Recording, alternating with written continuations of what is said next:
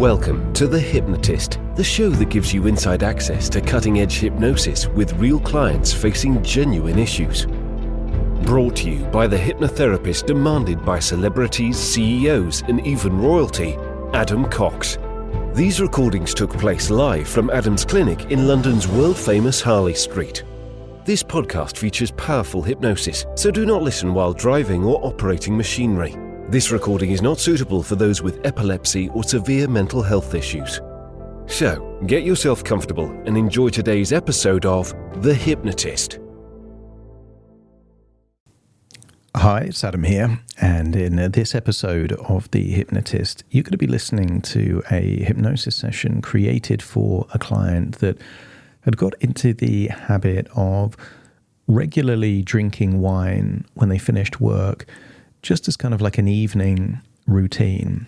But the consequence of that is that it was sapping their motivation to do the things that actually enrich the quality of their life. They weren't really doing much exercise or wanting to go for walks or do yoga and that kind of stuff if they'd already had a few glasses of wine. And it had become a very kind of automatic pattern that they were getting into.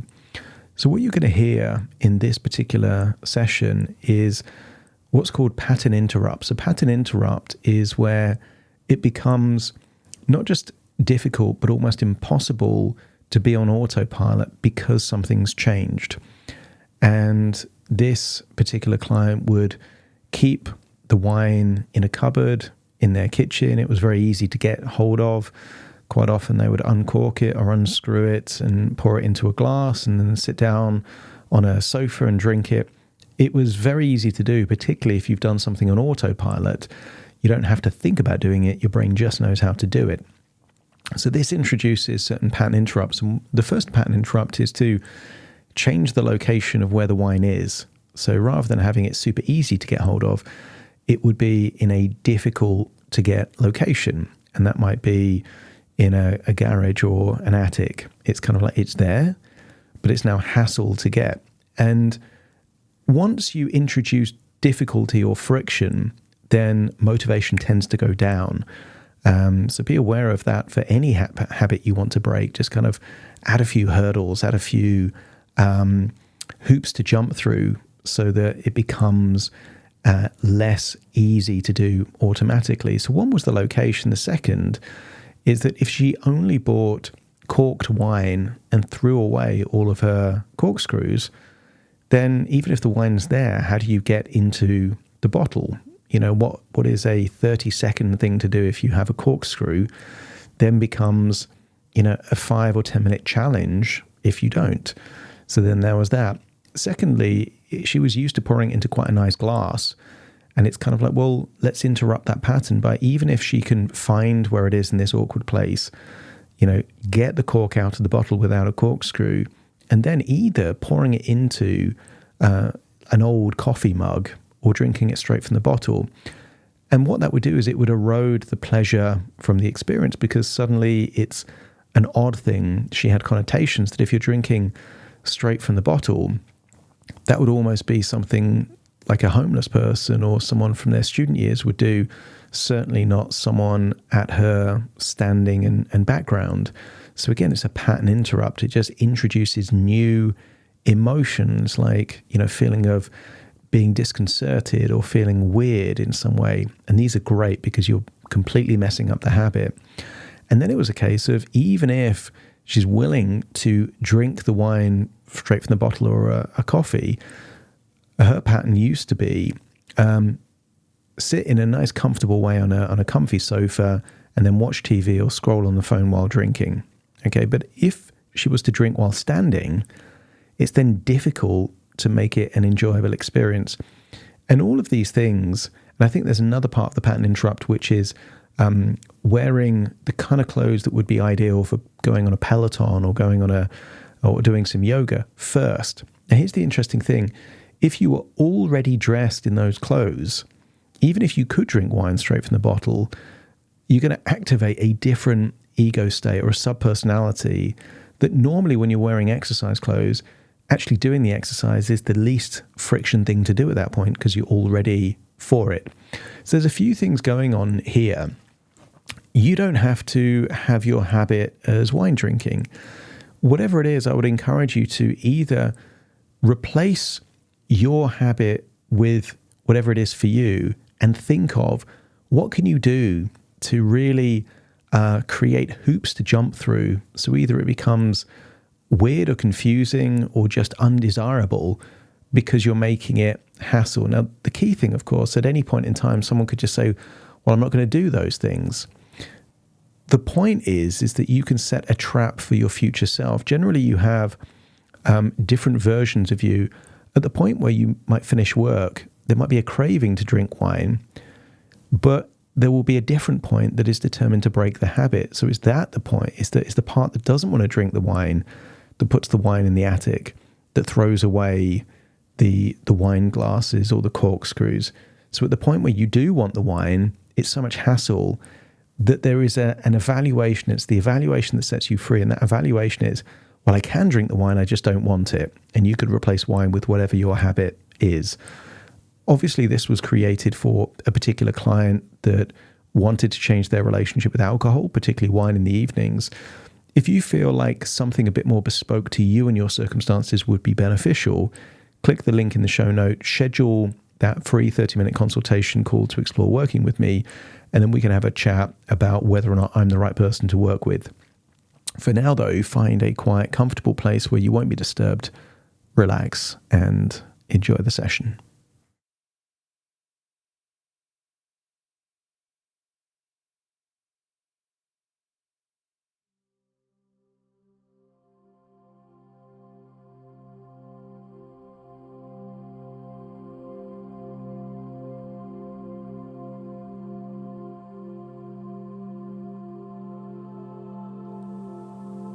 Take a deep breath in.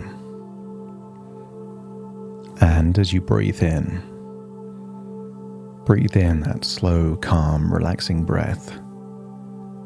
And as you exhale, allow your eyelids to relax.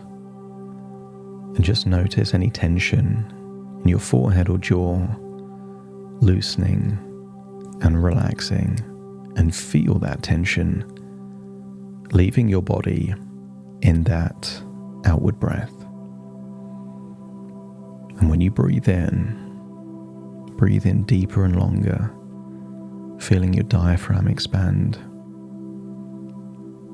And as you exhale, just imagine continuing to breathe out longer than you normally would, creating a vacuum there in your lungs to ensure that the very next breath in is even deeper than the last. And the deeper you breathe, the more relaxed you become. And the more relaxed you become, the deeper you breathe.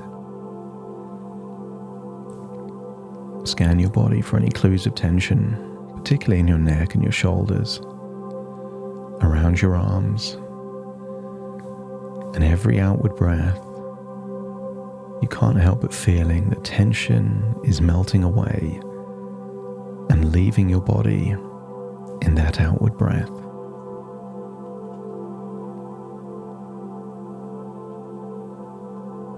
As you breathe in and breathe out, I want you to imagine driving home from work. But for some reason, the part of you that wants to change has introduced friction to a part that's like to do something on autopilot.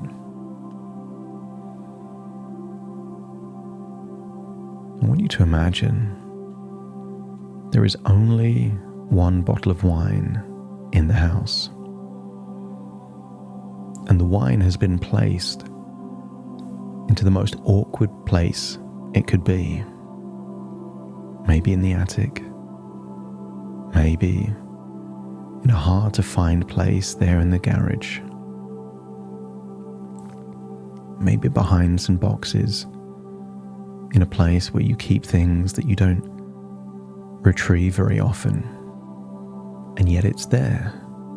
You know it's there. It's just not easy to get. So imagine returning home, feeding the dogs, taking them out for a walk, and just knowing that that's where the wine is. And imagine maybe playing some frisbee, feeling a sense that the wine is there if you want it, but it's a hassle to get. You can have it if you want it. It's just not easy. And imagine one day you want that wine. So you go to the hassle, the trouble, the effort of retrieving that bottle of wine. And maybe in advance you've decided to throw away all of your corkscrews. And the only wine you have is wine with a cork. And there are other ways to open a corked bottle of wine. But again, there's hassle and effort. Maybe it would take the effort to Google a solution, to use a combination of knives and forks. You can't help but think, is it even worth it? Even though the wine is there. And let's imagine it's taken you 10 or 15 minutes to finally figure out how to get the cork out of this corked bottle of wine. And imagine saying to yourself, I can drink this wine. But in advance, you've decided to test how badly you want the wine by agreeing with yourself that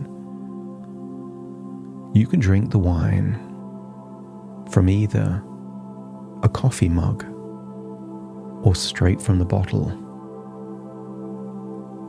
And imagine holding the bottle from the stem, bringing it up to your lips, and then just thinking, hold on a minute. There's one final hurdle.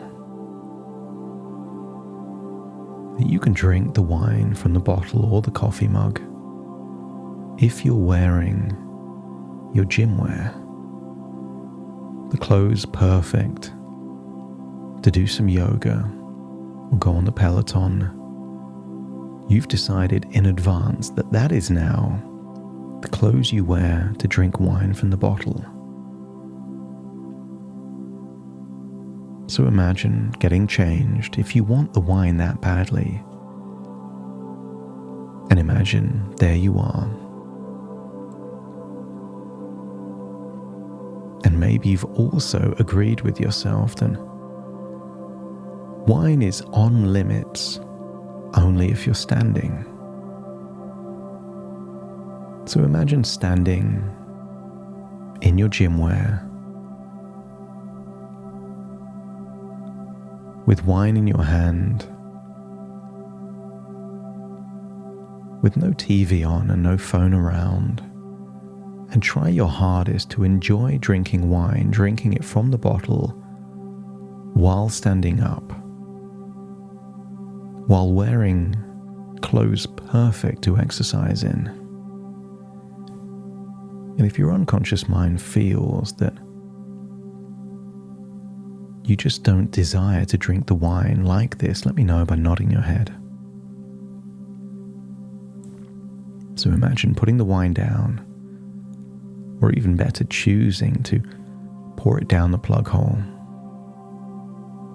and instead feel a desire to jump on the Peloton and do a class, or put the right music on to do some yoga.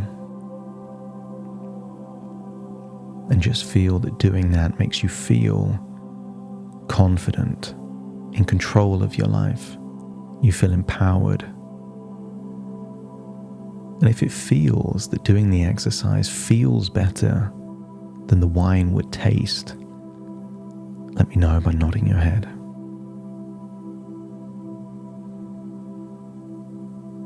And I want you to tell yourself, it's not that you can't drink wine. Of course you can. But what if freedom isn't trying to use willpower not to do something you want to do, but allowing yourself to do it in a way where you don't want to?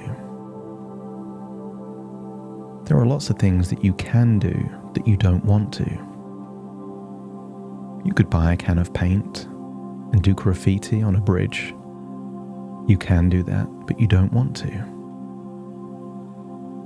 I want you to think of all of those things that you can do but don't want to,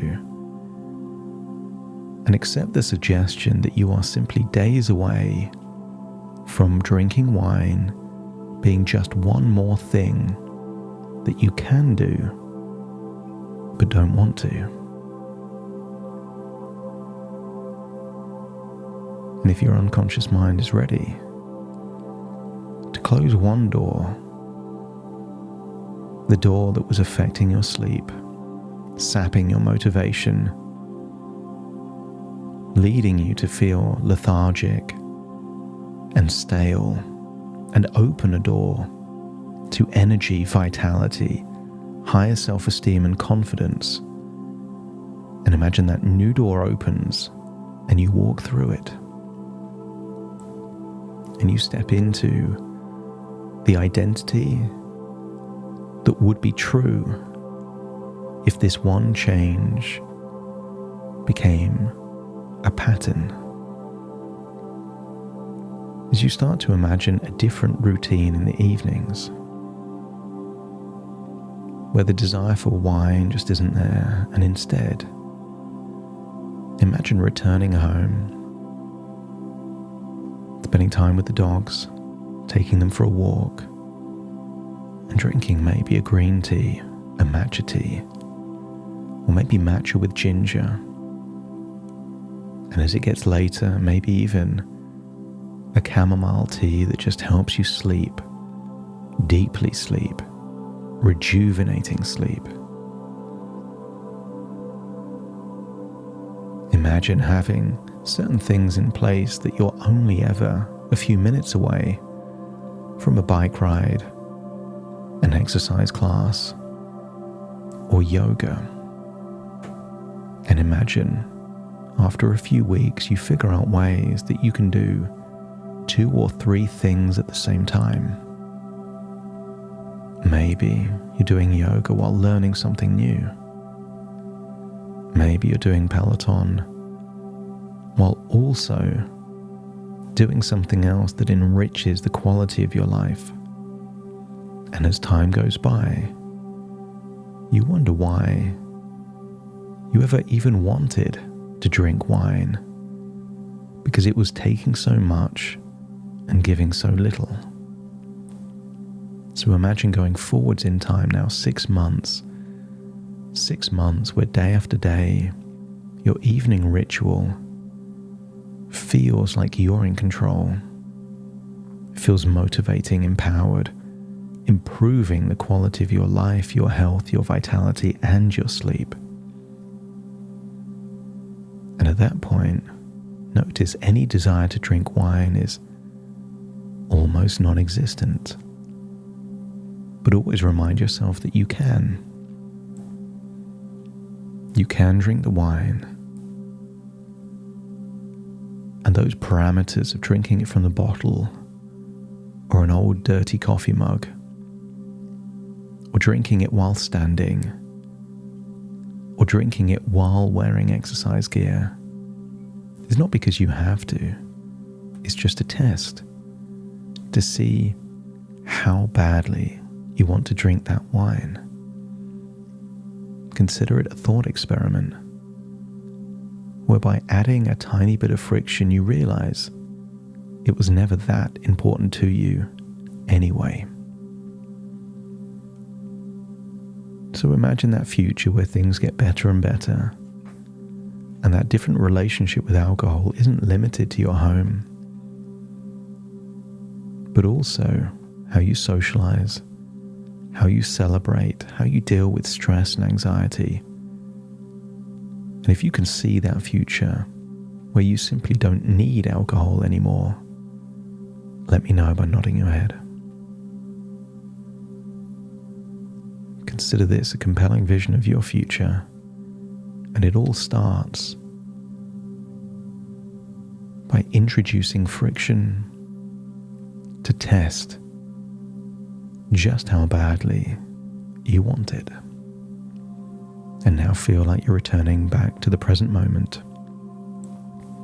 with a resolution, a desire to do the things in advance to test just how badly that wine is important to you. Having a deep sense that it just isn't. So take a deep breath in through your nose and out through your nose. Wiggle your fingers and wiggle your toes. Connect fully into the present moment as I now count from 1 to 10 to awaken you. Starting to count. 1, 2, 3, waking up. 4, 5, 6, more alert. 7, 8, open your eyes, open your eyes. 9, 10, wide awake, wide awake, wide awake.